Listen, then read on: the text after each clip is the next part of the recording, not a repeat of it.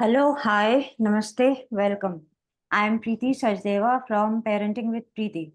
So, as you all know, that I have started my own podcast talk show on Joyful Journey, Your Path to Happiness. तो आज मेरे साथ मेरे mentor मेरे गुरु श्री अभिषेक झंवर जी मेरे साथ जुड़े हैं. तो thank you so much sir for coming and accepting my invite. My pleasure.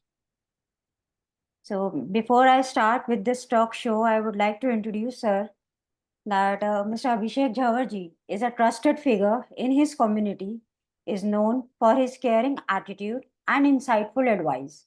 As the founding director of Nivesh Today and Promo Edge InfoServe Private Limited, he offers a range of financial and management services guided by the head, hand, and heart principle of Acharya Vinoba Bhaveji. He believes that the heart often knows what the head discovers later. Wow. Abhishek ji is a former Chief Minister, Madhya Pradesh Fellow, SSE India Fellow, and an active member of Junior Chamber International. A lifelong learner and an avid reader, his passion for knowledge began with his involvement in NCC, NSS, Youth Red Cross, and Bharat Scouts and Guides during his school days. Wow, sir, what a great profile you have. And thank you so much once again for coming and accepting my invite. Means it's a great pleasure for me. मतलब मेरे लिए तो बहुत ही ज़्यादा सौभाग्य की बात है कि आप मेरे मेंटोर मेरे साथ आज जुड़े. Thank you so much, Preeti, for inviting here, and it is equal privilege for both of us. My pleasure too. So as I have said कि सर का जो है काम ही is helping in financial and management services. तो आज हम बात करेंगे कि how to navigate the road towards the financial freedom. हम फाइनेंशियल फ्रीडम के बारे में बात करेंगे. ये होती क्या है और इसके लिए हमें कैसे क्या क्या आगे करना चाहिए, क्या काम करना चाहिए, क्यों ये ज़रूरी है, एवरीथिंग अबाउट इट. सो अभिषेक जी, आप पहले ये बताइए ये फाइनेंशियल फ्रीडम होती क्या है? हम लोगों ने तो अपने टाइम पे ये सुना था कि इंडिपेंडेंस क्या होता है, स्वतंत्रता क्या होती है. ये फाइनेंशियल फ्रीडम किसको कहते हैं? तो फाइनेंशियल फ्रीडम, ये जो वित्तीय स्वतंत्रता है, ये वो स्टेट है जहां पर आप रोटी, कपड़ा और मकान, अगले महीने के खर्चों की चिंता के परे रहकर काम करते हैं. ओके. काम आपको जिंदगी भर करना है, मरते दम तक काम करना है. जैसे जैसे जिंदगी लंबी होती चली जा रही है, अब जीना रिस्क नहीं, अब ज्यादा लंबा जीना रिस्क है. Mostly people prepare for next 60 years, 65 years and up to their age of 70, 75. लेकिन जैसे जैसे health conditions, health infrastructure improve हो रहा है, वैसे वैसे इंसान की जो औसत आयु है ना, वो बढ़ती चली जा रही है. बिल्कुल. तो पहले जिंदगी रिस्क थी, कितना जिएंगे हम, ज्यादा जी पाएंगे या नहीं जी पाएंगे. आज जो है ना, वो लंबी जिंदगी रिस्क है. तो लंबे समय के लिए प्रिपरेशन करना फाइनेंशियल फ्रीडम का एक महत्वपूर्ण हिस्सा है. ओके. हमेशा एक एम्प्लॉय के दिमाग में शंका रहती है, शिकायत रहती है कि अगर कल को ये नौकरी चली गई तो मेरा क्या होगा, मेरे परिवार का क्या होगा, अगर 6 महीने लग गए अगली नौकरी ढूंढने में तो क्या होगा. एक व्यापारी जो है वो हमेशा चिंतित होता है कि क्या मैं अगले महीने अपने एम्प्लॉयज को पे कर पाऊंगा, क्या मैं अपना जो इंफ्रास्ट्रक्चर है उसको मेंटेन कर पाऊंगा. तो फाइनेंशियल फ्रीडम वो मनःस्थिति है जो आपको शांति देती है, जो सुकून देती है, जो आपको आत्मविश्वास देती है. ये वो जगह है जहां पर आने के बाद में आप बहुत बोल्ड डिसीजन ले पाते हैं, क्योंकि ये जो डिसीजन है ये भय के बियॉन्ड है. आप अभय हो चुके हैं, आप निर्भय हो चुके हैं, अब आपके अंदर डर नहीं रहा है. तो ये वो स्टेट है जो हर किसी इंसान के जीवन में आवश्यक है. उदाहरण के लिए किसान जो है वो खेती कर रहा है. जी. अब यहाँ अगर वो जिंदगी भर खेती करता रहे और खर्च करता रहे तो वो जिंदगी भर किसान ही बना रहेगा. लेकिन दिस फार्मर, अगर वो सही समय पर फाइनेंशियल फ्रीडम को डिफाइन कर ले अपने लिए, अगर ये कोई प्लानर के साथ में बैठ जाए और अब ये पैरेलली थोड़ा थोड़ा थोड़ा थोड़ा निवेश करना शुरू करे, there will be a state जब ये किसान अपनी किसानी के साथ साथ में एक वेंचर साइड वाइज शुरू करेगा. Most of the time farming जो है ये तो सीजनल वर्क है. बिल्कुल. एक समय आया आपने धान बो दिया, एक समय आया धान की कटाई करवा दी, बीच में 2 4 5 बार उसकी निदाई करवा दी, गुड़ाई करा दी, उसके अंदर पानी डलवा दिया. हाँ, अब करेंगे क्या बाकी के टाइम में? तो परनिंदा पर चर्चा करेंगे, अननेसेसरीली ओवर थिंकिंग करेंगे, अननेसेसरीली एनालिसिस के साथ में पैरालाइज करते रहेंगे। तो फाइनेंशियल फ्रीडम एक प्रोसेस है। ये आपकी फाइनेंशियल फ्रीडम मेरी फाइनेंशियल फ्रीडम से अलग होगी। मेरी फाइनेंशियल फ्रीडम से मेरे किसी और मित्र की फाइनेंशियल फ्रीडम अलग होगी। तो there is a defined structure to financial freedom. There okay. Are people who can help you in financial planning, and it is an important thing. Otherwise तो जाना कहाँ है पता नहीं, तो जाते रहो जहां जा रहे हो। सही बात, बिल्कुल सही बात बोला। और ये चीज़ मेरे को बहुत अच्छे मतलब ये समझ भी आई कि हर किसी का फाइनेंशियल फ्रीडम जो होता है वो अलग अलग तरीके का होता है। क्यों? क्योंकि उनका काम भी अलग अलग है। उनका शायद आगे इन्वेस्ट करने का तरीका भी अलग अलग होगा। उनकी क्या कहते हैं उसको, सैलरी वगैरह जो मिलती है, जो कमाई होती है, वो भी अलग है। और इस तरीके से उनके प्लान्स भी शायद आगे अलग होंगे। तो इसी के बारे में हम आगे भी बात करें। हाँ जी, तो कुछ कह रहे थे आपसे। ना ना, आई जस्ट सेड के आप बिल्कुल एकदम सही समझ रहे हैं उसको। Thank you. तो इसके साथ आपने एक इम्पोर्टेंस भी उसको बता दी, जैसे आपने किसान का वो दिया, एग्जाम्पल दिया कि जिनकी फार्मिंग ही सीजनल है। मतलब अगर चाहे वो कोई सब्जियां उगा रहा हो या जो सीजनल हो, उस टाइम पे उसकी फार्मिंग तो हो गई, उसकी कटाई हो गई, उसका उसने खर्च मतलब ले भी लिया, अपना बेच भी दिया, ले भी लिया। बाकी के टाइम पे वो क्या करेगा? तो that time has to be used in a productive sense. या तो वो अपना उस तरीके का मतलब इन्वेस्टमेंट प्लान ऐसा रखे कि उसकी पैसिव इनकम होनी शुरू हो जाए, या आगे जैसा भी आप सजेस्ट करना चाहोगे उस चीज़ के बारे में मेरे को थोड़ा इस चीज़ का भी आगे बताइएगा कि कैसे हम अपनी सेविंग्स को, जैसे अगर किसान ने ले लिया, उसकी सेविंग्स और उसका इन्वेस्टमेंट स्ट्रैटेजी कैसा होना चाहिए, और ये इंडिविजुअल टू इंडिविजुअल कैसे वैरी करता है। ऐसा एग्जाम्पल मैं यही आपको एक इनपुट देता हूँ। लेट्स से एक इंसान है, उसके बच्चा अभी रिसेंटली पैदा हुआ है, या वो 2 साल का है, वो 3 साल का है, वो 4 साल का है। जी। यहाँ पर कोई इंसान 15,000 रुपया हर महीने बचाना शुरू कर। ये राइट। 15,000 रुपये जस्ट एग्जाम्पल है। 30 ईयर्स के लिए उस बच्चे को लगभग लगभग 30-35 साल की उम्र में अपनी आवश्यकताएं शुरू होने लगती हैं, क्योंकि उसकी रियल जिंदगी तब से शुरू हो रही है। तब तक तो वो डिपेंडेंट है। आज जैसे जैसे आदमी ज्यादा पढ़ता चला जा रहा है, वो सेल्फ डिपेंडेंट उतना ही लेट होता चला जा रहा है। बिल्कुल। देयर वाज अ टाइम जब कोई इंसान 12वीं पास कर लेता था, उसको जिम्मेदारी का आभास होता था कि अब मुझे कमाना है, अपना परिवार चलाना है। फिर जब लोग ग्रेजुएट हो जाते थे, उसके बाद उनको इस बात का आभास होता था कि मुझे अपने परिवार की जिम्मेदारी उठानी है। ट्रू। आज इंसान एक पोस्ट ग्रेजुएशन करता है, फिर दूसरा पोस्ट ग्रेजुएशन करता है, फिर वो सोचता है कि मैं किसी और देश में जाकर पढ़ाई कर कर आऊं, फिर वो कहता है कि मैं डॉक्टरेट भी कर लूं। किसी इंसान को जिम्मेदारी का आभास 22 साल 21 साल की उम्र में होने लगता है, किसी को 30 साल 35 साल की उम्र में होने लगता है। बिल्कुल। आज अगर 10,000 रुपया महीना कोई 30 साल के लिए बचा ले, तो ये 31वें साल से 1,20,000 रुपया महीना जिंदगी भर लेते रहे। ओ। अगर कोई इंसान 15,000 रुपया महीना 30 साल के लिए बचा ले, हम्म। तो ये 1,80,000 रुपया प्रति माह जिंदगी भर लेते रहे। ये एक तरह से रेंटल इनकम आपने जनरेट कर ली। अब अडल्ट कहेंगे कि 30 साल तो सर बहुत लंबा समय होता है। आप अपनी उम्र को देखिए। जिस किसी भी इंसान जो भी इस बात को सुन रहे हैं, वे अपनी उम्र को देखिए और देखिए कि आपने जिंदगी के कितने सालों को आसानी से, अगर जब शुरुआत हुई होगी तब पापा ने प्लानिंग की होती। बिल्कुल। There are couple of generation जिनकी थर्ड जनरेशन ने प्लान करा। उनके पापा ने नहीं, उनके दादू ने प्लान किया। आज वो 100 करोड़ की नेटवर्थ वाले लोग हैं, 1,000 करोड़ की नेटवर्थ वाले हैं, कई गुना बेहतर नेटवर्थ के लोग हैं। और जिन लोगों ने प्लान नहीं किया, वो अपनी पहले 5 करोड़ की नेटवर्थ बनाने के लिए स्ट्रगल कर रहे हैं। और स्ट्रगल पहली 1 करोड़ 5 करोड़ की नेटवर्थ बनाने में, 5 से 100 करोड़ की जो नेटवर्थ है ना, उस समय आपके पास सारी की सारी कायनात जो है वो आपके साथ में बोलेगी।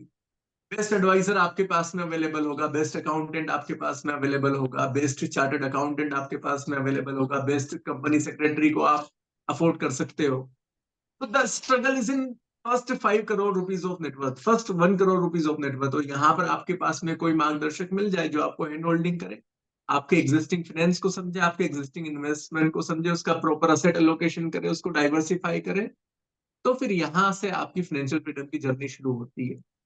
और यात्रा की खासियत है कि यात्रा अगर आपने शुरू कर दी ना, तो देर सवेर आप गंतव्य पर पहुंच ही जाते हैं। Right, right, right. अच्छा, beautifully thing you have explain, मतलब कितने अच्छे से आपने इस चीज़ को एक्सप्लेन किया है कि कैसे हम किस मोमेंट पे कितना इन्वेस्टमेंट कर सकते हैं और इसका रिटर्न हमें आगे जाके कितना अच्छा मिलेगा। So it's better to why not to start now. अब इसके साथ एक चीज़ की कनेक्टिविटी वो भी जोड़ी जाती है कि जिन लोगों को करियर का ही नहीं पता होता, जैसे आपने कहा कि कुछ लोग पहले 12वीं के बाद अपना रिस्पॉन्सिबिलिटी समझते हैं, कुछ लोग ग्रेजुएशन के बाद, कुछ लोग और पढ़ाई कर करके, क्योंकि उनको उस टाइम तक ये क्लैरिटी नहीं होती कि मुझे करना क्या है। तो वो चीज़ भी इसके अंदर कहीं न कहीं इंक्लूड कहीं हो जाती है और once they get to know तब तक शायद बहुत लेट भी हो चुका होता। तब तक तो वेरी ट्रू। ना जाने पता नहीं कितने वो पेरेंट्स कित उनकी पढ़ाई के लिए ही कितने कर्ज़े ले चुके होते होंगे। अगर मैं इस चीज़ को सही तरीके से कनेक्ट करूँ, कि एक बच्चे को तो ज़िम्मेदारी आई नहीं और उसने आगे अपना करियर भी बनाना है और पेरेंट्स को उससे बोला कि हाँ, मुझे ये करना है, ये करना है, ये करना है और पेरेंट्स उसके नाम पे जो है वो कर्ज़ा भी उठाते चले गए। ऐसा होता है कि लोग करते हैं, कर्जा अपने आप में बहुत बुरा अभिशाप है। राइट। जैसे वो विज्ञान के बारे में आपने सुना होगा ना कि विज्ञान वरदान है या अभिशाप है, ऐसे ही कर्जा वरदान भी है और अभिशाप भी है। अगर आप पर्सनल लोन ले रहे हो तो ये मुझे लगता है कि मोर लाइक ये अभिशाप है। अगर आप बिजनेस लोन ले रहे हो और आप उससे एसेट जनरेट कर रहे हो, उससे आप अपनी इनकम को बढ़ा रहे हो, तो ये वरदान है। ओह! एजुकेशन लोन आप ले रहे हो, इसका मतलब ये है कि जब आपने बच्चे को पैदा किया उस समय आपने उसकी एजुकेशन प्लानिंग नहीं की, इस कारण से आप बच्चे को लायबिलिटी दे रहे हो। तो राइट। हम बच्चे के लिए उपहार बने, बच्चा हमारा है, हम उसको लायबिलिटी देंगे तो वो बच्चा उस वजन के तले परफॉर्म नहीं कर पाएगा। पेरेंट्स को लगता है कई दफे कि इसको एक लोन के साथ में बांध दो, आपने लोन के साथ में बांध दिया ना तो वो अलोन हो जाएगा, फिर वो आपके पास नहीं आएगा क्योंकि उसके पास चिंता है उस डायरेक्शन में जाने की। चिंता चिता समान आपने सुना होगा ना, तो उस वो जो चिंता है ना उसकी चिता पर वो लगातार जल रहा है। फिर पेरेंट्स कहते हैं कि बच्चे 20 साल विदेश होकर आए, अब वो पेरेंट को पूछते नहीं है, वो उनके बुढ़ापे में साथ में नहीं खड़े हैं, वो याद नहीं करते। कैसे याद करेंगे? अगर आपने बचपन में बच्चों को वैल्यूज नहीं सिखाई ना, तो आप उनसे उनके एल्डर एज में एक्सपेक्ट मत कीजिए कि वो वैल्यू बेस्ड बिहेवियर अपनाएंगे। ऐसे ही अगर आप बच्चे की जवानी में साथ नहीं रहे ना, तो आप अपेक्षा मत कीजिए कि जब वो अपने बेहतर एज में है उस समय वो आपके बुढ़ापे में साथ में खड़े होंगे, कभी नहीं हो पाएगा। तो लोन जो है इसकी प्लानिंग को समझे, लोन की आवश्यकता को समझे, क्यों आवश्यक है, क्या करूंगा मैं, ये मुझे एसेट्स बनाने में हेल्प कर रहा है या लाइबिलिटीज को क्रिएट कर रहा है। यस। Right, right, right. मेरा अगला क्वेश्चन ही इसी चीज़ के ऊपर था कि अगर डेब्ट कोई लेता है, कोई कर्ज़ा अगर लेता है, तो वो अपना इन्वेस्टमेंट की स्ट्रैटेजी क्या रखे कि उसके डेब्ट्स भी क्लियर होते जाएँ और उसके आगे की जो है इनकम भी उसकी बनती चली जाए? कुछ मतलब ऐसी स्ट्रैटेजी। देखिए, बड़ा गंभीर विषय है, बड़ा जिम्मेदारी का विषय है। डेट की प्लानिंग जो है ना, इसको बड़े सहजता के साथ में प्रैक्टिकली प्लान करने की आवश्यकता है। मैं आपको एक बड़े सरल से उदाहरण के साथ बताता हूँ। जी। मेरे एक मित्र हैं, मेरे इन्वेस्टर हैं, टाटा की पंच इलेक्ट्रिक इन्होंने 10 दिन 15 दिन पहले ऑर्डर की, कल डिलीवर हुई, कल हम मिठाई भी खाकर आए। तो इनका कहना था अभिषेक भाई ये कार खरीदनी है। मैं कहा बिल्कुल खरीद लो। तो मेरा सवाल था कि अब आप इसको कैश में खरीद रहे हो या आप इसको फाइनेंस करा रहे हो। तो इसे अभिषेक भाई अपने पास तो 15 लाख रुपया कैश रखा हुआ है, उसके लिए अपन कैश पे कर देते। अब आई ऑलरेडी नो कि उनके ऊपर बिजनेस लोन चल रहा है, डेट चल रहा है, जो कि लगभग लगभग 12% के ऊपर है। ये लोन अगेंस्ट प्रॉपर्टी है। हुँ, अब आप अगर कोई ऑटोमोबाइल लोन ले रहे हो इंडिया में, तो ये लगभग लगभग 8.5%, हायर साइड पर 9% अधिकतम पर आएगा। तो हुँ, आप ये जो 12.5 लाख रुपए की गाड़ी है, आप उस पैसे को तो कैश में पे कर रहे हो, और उधर एक 12.5 लाख रुपया अलग है। अगर करोड़ रुपया भी है तो उस करोड़ रुपए के अंदर एक अंश है जो कि 12.5 लाख रुपए का है, जिस पर आप 12 12.5% का इंटरेस्ट पे कर रहे हो। तो हुँ, वोट आई सजेस्टेड हिम कि आप एक काम करिए, ये 15 लाख रुपए जो आपके पास कैश रखा हुआ है ना, इसको उधर डाल दो, वाओ! और ये जो कार है ना इसको फाइनेंस करा लो। तो आपकी ईएमआई जो है वो थोड़ी सी घट जाएगी, आपको 8%, 8.5% पर इधर लोन मिल गया, उधर आप 12% पे कर रहे हो। तो इस ये जो मेथड है, इस मेथड को एवलांचे मेथड कहते हैं। यहां पर कहते हैं कि आप जो महंगा लोन है ना उसको पहले चुका लो।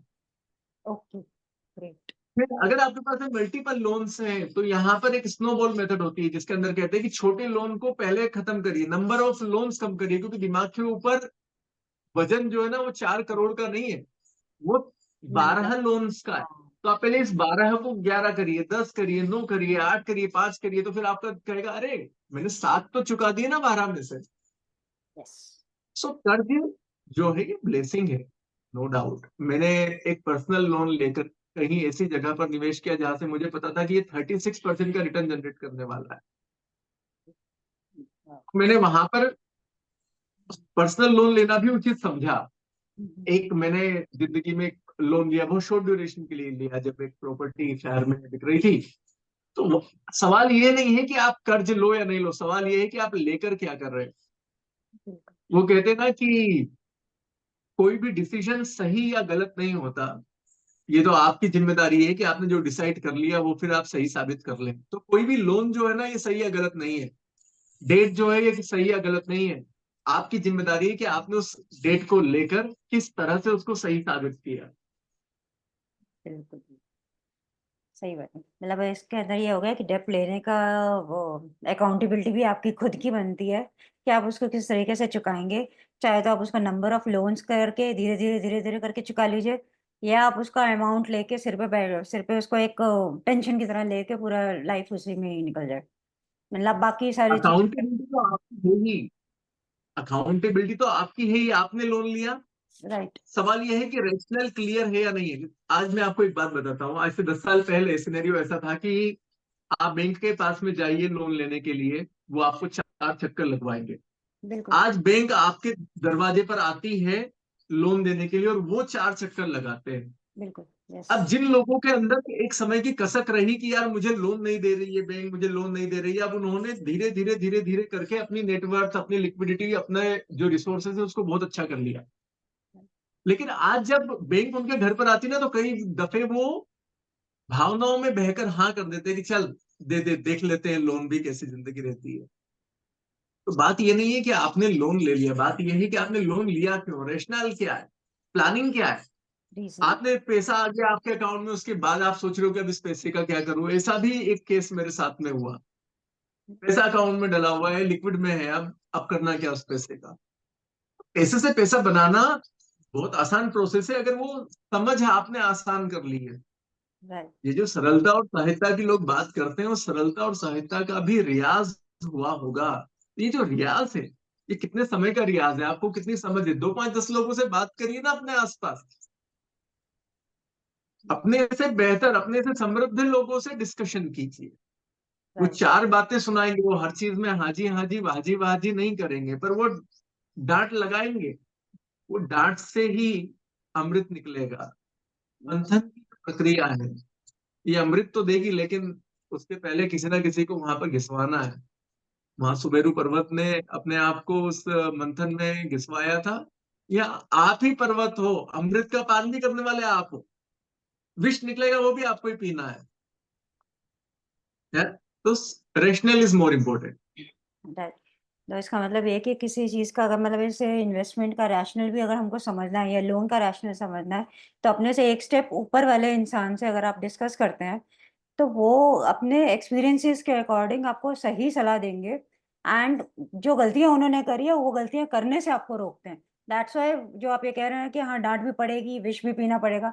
क्यों पीना पड़ेगा? क्योंकि वो चीज़ की गलतियाँ जो उन्होंने कर दी हैं, वो ये चाहेंगे कि आप लोग ना करो। सो इट्स बेटर कि हम इस चीज़ के लिए डिस्कशन के लिए एक स्टेप फॉरवर्ड उसमें जाएँ और एक सही स्ट्रैटेजी को यूज़ करें। तभी शायद हमें पांच रैशनल पैसे चीज़ के वाले साथ। से भी पूछिए, आप 5 करोड़ नेटवर्थ के हो, 50 करोड़ वाले से भी। भी कर सकते जितना बड़ा आदमी है ना वो उतना अवेलेबल है। हैं। राइट। सवाल ये है कि किसके लिए है, आपके लिए अवेलेबल है या नहीं है। जैसे जैसे मैं नए नए लोगों से मिल रहा हूँ, बेहतर लोगों से मिलता चला जा रहा हूँ, तो मैं पाता हूँ कि दे आर मोस्टली अलोन, वो हर किसी के साथ बैठेंगे ही नहीं। अच्छा। तो कैपिटल का मतलब is not only financial capital, right. आपकी पीपल कैपिटल को भी मजबूत कीजिए जिनसे आप एडवाइस ले पाए। राइट। आपकी रिलेशन कैपिटल को भी मजबूत कीजिए कि आपके रिलेशन जो है ना वो आपको एडवाइस दे पाए, आपकी चीजों को सुन पाए, और कई दफे आप भी सुनिए। There are couple of times जब इन्वेस्टर हमारे पास में आता है, कहता है अभिषेक भाई ये चीज वो है जो मैंने अपनी वाइफ के साथ भी शेयर नहीं की पर आपके साथ शेयर कर रहा हूँ, और मैं पूरा सुनता हूँ उसको, और आखिरी में पूछता हूँ कि भैया क्या मुझसे आपको कोई एडवाइस चाहिए? Many a times they don't need advice, they just need a person who can actively listen them, empathize them, understand them, and do not question them. Right right right, what a तो blessing. Capital है, different forms of capital है, multiple forms of capital है। आप financial capital मात्र में उलझे हुए हो, इसका मतलब ये है कि आपको अभी भी क्लैरिटी नहीं है। एडवाइजर अगर आपके पास में है तो वो आपकी इसको तो मैनेज कर लेगा ना, आपको यही तो बताना है कि आपकी इनकम क्या है, आपके एक्सपेंसेस क्या है, आपके पास कितना फ्री कैश अवेलेबल है, वो सब कुछ कर देगा। राइट, उसके बाद क्या करना है? उसके बाद different forms of capital develop करना। so good. And such a blessing you are for such a person जिसने मतलब सिर्फ बोलना चाहा, आपसे डिस्कस करना चाहा कि मुझे सुन लो, और ताकि मैं मतलब एक अंदर का अपना हेवीनेस उसने अपना निकाल दिया कि हाँ, उसके बाद जाके उसने अपना लॉजिकल माइंड यूज करना शुरू किया कि अब मुझे इसमें करना क्या है। तो देयर आर सर्टेन पीपल, मतलब एक एज अ काउंसलर भी आपने उसकी एक हेल्प करी हो, मतलब एक इन्वेस्टर के तौर पे तो करा ही करा, but it's a great blessing कि एक काउंसलर की तरह भी उनकी लाइफ में आप ब्लेसिंग बन के वो आए। सो दैट्स अ ग्रेट मेरे केस स्टडी टू लिसन। हाँ जी। ये जो है finance is all about behaviour. जब मैं इस प्रोफेशन के अंदर आया, एज यू ऑलरेडी नो कि मैं इसके पहले ट्रेनिंग में था, इसके पहले मैंने एजुकेशन में काम किया, I have worked in different streams. जब मैंने इस सेक्टर में काम शुरू किया तो मैंने देखा कि there are couple of people who are managing good chunk of money, लेकिन उनके पास में कुछ बेसिक ट्रेड्स नहीं है। Being a counsellor, being a trainer, being a public person, public connect भी यहाँ पर होता चला गया। तो this is the most important thing, human skills जो है, how do you understand human being. ये जो हेड हैंड्स एंड हार्ट वाली जो फिलोसॉफी है ना, ये जब यहाँ से चीजें होती है। एक कल का एग्जांपल बताता हूँ, there was a business meeting, ही आज में अभिषेक भाई आप ये चीज तो मेरी करो ही करो, इसके साथ में ये वाली एडिशनल एडवाइस भी आप कीजिए। तो बोले आपका ये वाला पार्ट तो मुझको पता है, ये जो सेकंड एडवाइस जो मैं आपसे डिमांड कर रहा हूँ इसका आप चार्ज क्या करोगे? ऐसे इसका कोई चार्ज नहीं करूंगा भाई, that is not my business. जो सब्जी वाला है, वो सब्जी वाला जो एडिशनल चीज देता है ना, एक मैं आपको बड़ा अ, आसान चीज बताता हूँ कि मैं रिसेंटली कहीं कलकत्ते में था, वहां मैंने केले खरीदे। मैंने कहा भैया 1 दर्जन केले दे दीजिए। उसने 13 केले दिए। मैं कहा भैया इसमें तो 13 केले हैं। तो बोलता है मेरा 1 दर्जन जो है ना वो 13 का होता है। ओके। तो ये जो लिसनिंग है ना, आप ये 13वां केला है लिसनिंग।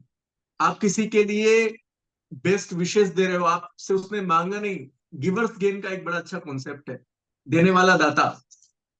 तो आप देने के लिए काम कीजिए। एक छोटा सा बच्चा है, उसके साथ में 2 मिनट बैठिए, 2 मिनट उसके साथ में खुशी के साथ में वक्त बिताइए। सो तो ये डेट जो है ना, ये कर्ज जो है ना, ये लेने वाली सोच है। ये जन्म जो है ना वो इस दुनिया का कर्ज ही है। हमने कुछ साल कर्ज में लिए हैं, चुका रहे धीरे धीरे। अब इसको कितने बेहतर तरीके से चुकाते हैं, जल्दी चुका ले उतने जल्दी आप मुक्त हो जाएंगे इस मोहजाल से। सही बिल्कुल सही बोला आपने ये चीज़। ये तो मतलब एक फाइनेंशियल उससे भी होगा और एक अपनी लाइफ के उससे भी होगा कि जितनी जल्दी आप अपने कहते हैं ना कर्मा क्लियर कर लो, अच्छे कर्मा बनाओ और बुरे कर्मा क्लियर कर दो, तो यू आप एकदम फ्री होके फिर आगे अपनी जर्नी के संतोष लिए। आएगा, संतोष ही फ्रीडम है। राइट। तो जो फाइनेंशियल फ्रीडम से आपने शुरुआत करी, मैं वापस से आपको वहां पर एक पॉइंट कनेक्ट कर रहा हूँ कि निर्धन कहे धनवान सुखी, धनवान कहे सुख राजा को भारी, राजा कहे इंद्र सुखी, इंद्र कहे श्री राम को सुख भारी, श्री राम कहे साधु सुखी, साधु कहे संतोष में सुख है, बिना संतोष यह दुनिया दुखारी। तो ये जो संतोष की यात्रा है, वाओ। ये दुखों को हरने वाली है। दुख को हरने के लिए संतोष पर आना पड़ेगा, और संतोष के लिए फ्रीडम चाहिए। इस संतोष वाले स्तर पर आने के लिए आपको बहुत सारे कार्य करने पड़ेंगे, लगातार हरकत में रहना पड़ेगा, बरकत वहीं से आनी है। Wow, this reminds me of hmm, your he tagline, हरकत में बरकत। हरकत में बरकत। So true, so true.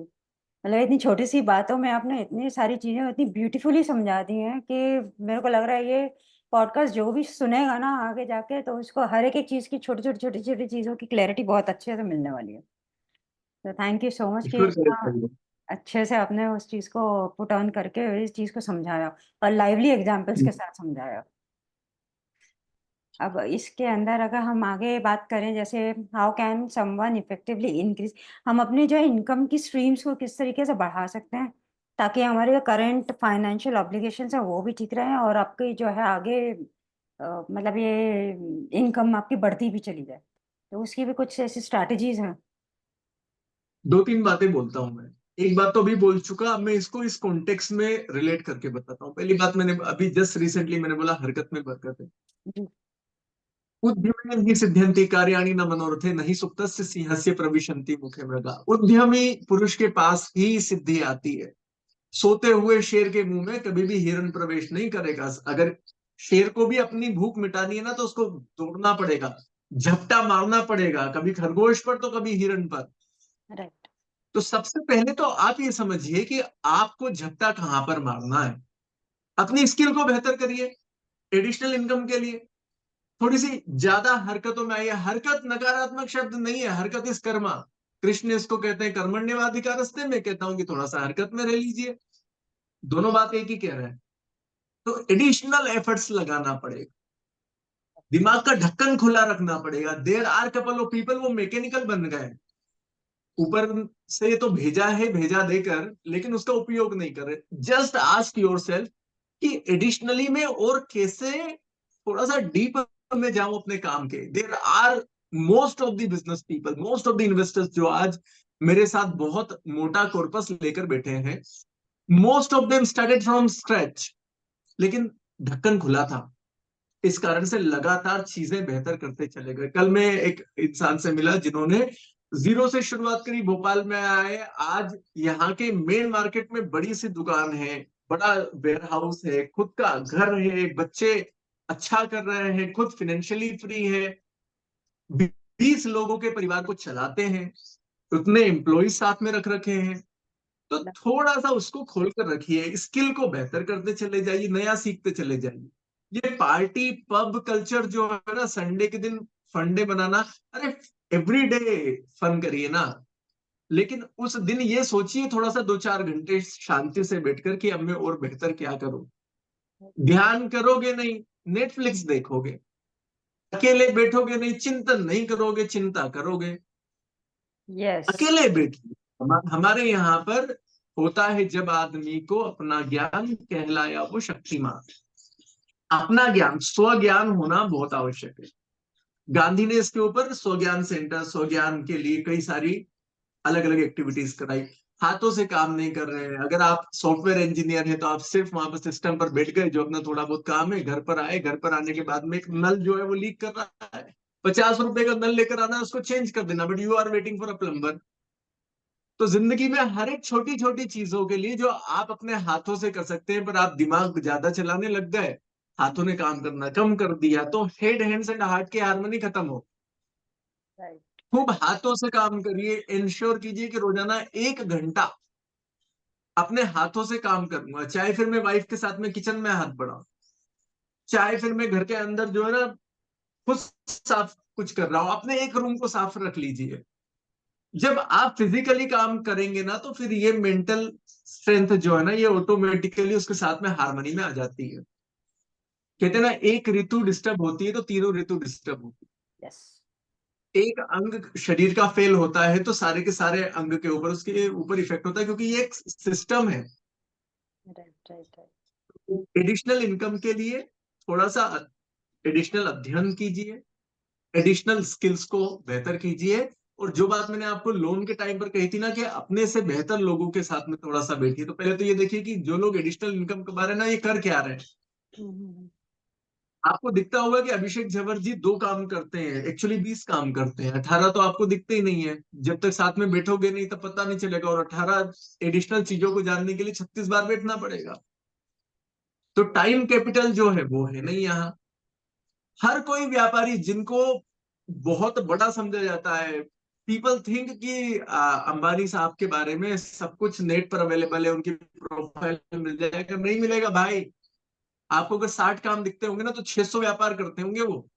बिल्कुल। सारी चीजें वहां पर आपको अवेलेबल नहीं होंगी इंटरनेट पर। सो द पॉइंट इज कि एडिशनल इनकम के लिए एडिशनल कीजिए। अब वो एडिशनल आपके केस में आपको क्या करना है वो आपको फिगर आउट करना पड़ेगा। ये चीज का आपने मंत्र बहुत अच्छा दिया है कि हमें चिंतन करना है, चिंता नहीं करनी।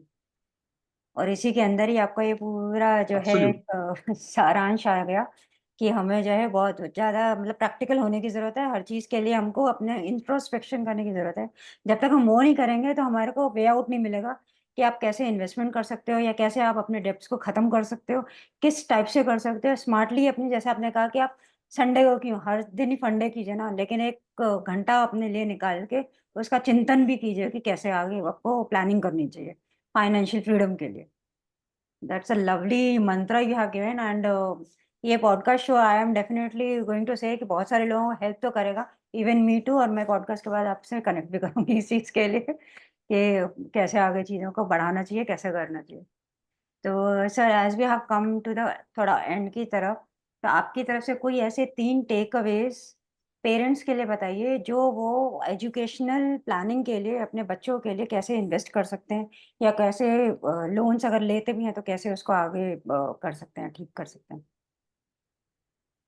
देखिए, सबसे पहली बात तो ये है कि आपके बच्चे की जो भी कोई उम्र है, जी। आप अगर आज कोई कोर्स करवाना चाहते हैं जिस कोर्स की कीमत 20 लाख रुपया है, तो 12 साल के बाद इसी कोर्स की कीमत लगभग लगभग 50-60 लाख रुपया। एब्सोल्युटली। भारत सरकार कहती है कि हमारे देश में इन्फ्लेशन जो है वो 6-7% का है। सारे के सारे डेटा भी यही बोलते हैं कि इंडिया का इन्फ्लेशन जो है वो 6-7% का है। लेकिन अगर आप एजुकेशन सेक्टर का इन्फ्लेशन देखेंगे तो वो लगभग 10% का है। ओके। तो आप उस इन्फ्लेशन को ध्यान में रखते हुए प्लान कीजिए। राइट। जो समय बीत गया वो बीत गया। हर किसी तरह की पॉलिसी से बचिएगा। जब भी आप कोई इन्वेस्टमेंट कर रहे हैं, बहुत सारे लोग जीवन तरुण लेकर आ जाएंगे, तरह तरह की एंडोमेंट पॉलिसीज लेकर आ जाएंगे जो आपको डराएंगे, जो आपको अच्छा महसूस कराएंगे। आप हमेशा एक सवाल पूछिएगा कि उसका रियल रेट ऑफ रिटर्न क्या है, उस पर आपको वास्तविकता में कितना गेन मिल रहा है। पता चल रहा है कि वो पॉलिसी आपको 6% का 7% का रिटर्न दे रही है, 10% का इन्फ्लेशन है, तो आप तो बराबर भी नहीं कर पा रहे हो उसके साथ में। तो आपके पास में रिस्क जो इन्फ्लेशन एडजस्टेड रिटर्न वाला इन्वेस्टमेंट करना है। तो पहले आप ये डिसाइड करिए कि बच्चे को कराना क्या है, या लगभग लगभग एक मोटा मोटी खाका तैयार करिए। एजुकेशन की planning is not just about financial investment. आप ये भी देखिए ना कि बच्चे को तैयार कर दीजिए किसी गवर्नमेंट कॉलेज में एडमिशन लेने के लिए। Yes. There are some amazing courses, there are some amazing funding. इतने सारे प्लेटफॉर्म्स हैं जो कि स्कॉलरशिप भी देने को तैयार है, पर क्या आप उसके बारे में जानते हैं? क्या आप उसके लिए प्रिपेयर्ड हैं? एब्सोल्युटली। तो you got to have some professional और अदर। मतलब आपके पास में कोई ना कोई लोग तो अपने आसपास होंगे, पर समस्या क्या है ना कि अब आप सवाल पूछने में कई दफे शर्म महसूस करते हो। मत शर्म महसूस करिए। अच्छे लोगों के साथ में सवाल पूछिए, डिस्कशन कीजिए। बात करेंगे तो बात बनेगी, लेकिन बात नहीं करेंगे ना तो बात बिगड़ेगी। अब सवाल ये है कि आपको बनाना है या बिगाड़ना है। राइट। बच्चों को आप, मैं एक बात बोलता हूं कि आज का हर कोई बच्चा, अगर छोटे बच्चे हैं तो वो 100, 150, 200 रुपया रोज का खर्च कर देते हैं कहीं ना कहीं। बिल्कुल। आप उस बच्चे के नाम पर एक एसआईपी शुरू कर दीजिए, एक आप उसका फोलियो बुक क्रिएट करिए और उसका इन्वेस्टमेंट उसमें करवाते चले जाइए। हमने एक प्रयोग किया, बहुत मेहनत लगी इस प्रयोग में, क्योंकि 200 रुपए 500 रुपए के निवेश में हमारी कंपनी को तो कोई भला नहीं मिल रहा था, लेकिन हमको लगा था कि ये हमारी एक सोशल रिस्पॉन्सिबिलिटी है। तो हमने एक प्रयोग किया बच्चों के साथ में। मैंने कहा भैया, आपके बच्चे का एक फोलियो क्रिएट करते हैं। 18 साल तक माइनर है, लेकिन 18 के बाद में फिर मेहनत करनी पड़ेगी उतनी जितनी अभी होती है। और हमने उन बच्चों का इन्वेस्टमेंट कराना शुरू किया। फिर उन पेरेंट को कहा कि आप पीरियोडिकली हर 3 महीने 6 महीने में बच्चे के साथ में डिस्कस करेंगे कि बेटे देखो, तुमने इतना इन्वेस्ट किया था, आज तुम्हारे इन्वेस्टमेंट वैल्यू इतनी है। पेरेंट बताते हैं बच्चों ने खर्च करना एकदम नाके जैसा कर दिया। Now they are saving their money, they are just collecting their money at one place and they are waiting के अभिषेक चाचू को कॉल करना और उनको बोलेगा कि मेरा ऐसा ऐसा ऐसा और करवा दे। तो बच्चों को खुद को भी प्रिपेयर कराइए। आज का खर्चा जो है ये आपके भविष्य को खराब कर रहा है और आज की जो बचत है ये भविष्य का खर्चा ही है। So you got to invest in such a way कि आप फ्यूचर में उसको बेहतर लेवल पर ले जाकर खर्च कर सके। आज 100 रुपया आप खर्च कर रहे हैं, यही 100 रुपया जो है 15 साल बाद लगभग लगभग 1000 रुपया में कन्वर्ट हो जाएगा। इमेजिन करिए कि 1000 रुपए खर्च करने में ज्यादा मजा है या 100 रुपए खर्च करने में ज्यादा मजा है। Yes, that such a beautiful thing you have explained. एक तो अवेयरनेस होनी बहुत ज़रूरी है कि आपको करना क्या है, बच्चों को करवाना क्या है। पेरेंट्स को ये मतलब एक आइडिया होना चाहिए कि चाहे बच्चा आगे जाके किस जी करियर में जाए, वो उसकी चॉइस पे हो भी सकता है। बट एक आपके पास एक मोटा अमाउंट आ जाएगा कि हाँ, मेरा आगे जाके खर्चा इतना होने वाला है, उसके हिसाब से मुझे ये प्लानिंग करनी है। Then the second you have suggested about the questioning. मतलब जब आपने डिसाइड कर लिया कि हाँ, मेरी अवेयरनेस मेरी हो गई कि मुझे इतना-इतना हमको खर्चा हमें आ रहे सिर पे आने वाला है, तो देन यू स्टार्ट क्वेश्चनिंग कि हमारे लिए कौन-सा प्लान अच्छा है या हमें कौन-सा लोन लेना चाहिए, कहाँ हमें सेविंग करनी चाहिए, कहाँ हमें इन्वेस्ट करने की ज़रूरत है। And the third thing, the beautiful thing you have explained is financial freedom के साथ financial literacy for the child.